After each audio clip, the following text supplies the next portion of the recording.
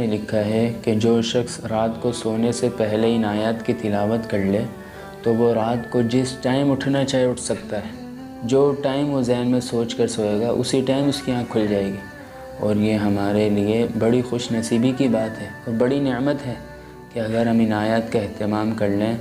تو فجر کی نماز کے لیے کم از کم ہمارا یہ بہانہ ختم ہو جائے گا کہ یار آنکھ نہیں کھلی۔ وہ الگ بات ہے کہ ہم رات کو 2 3 بجے تک جاگیں اور 4 بجے جا کے سوئیں، پھر آنکھ نہ کھلی تو وہ ہماری اپنی غفلت کی وجہ سے ہوگا۔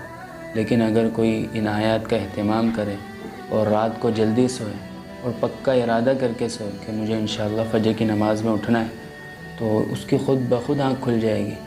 اور وہ سورہ کہف کی آخری 4 آیتیں ہیں، ان الذین آمنوا وعملوا الصالحات كانت لهم جنات الفردوس نزلا، یہاں سے شروع ہے اور سورت کے آخر تک ان 4 آیات کا اہتمام کریں۔ اللہ نے اس میں ایسی تاثیر رکھی ہے کہ آدمی جتنے بجے اٹھنا چاہے اٹھ سکتا ہے، اس کا تجربہ کر کے دیکھ لیں۔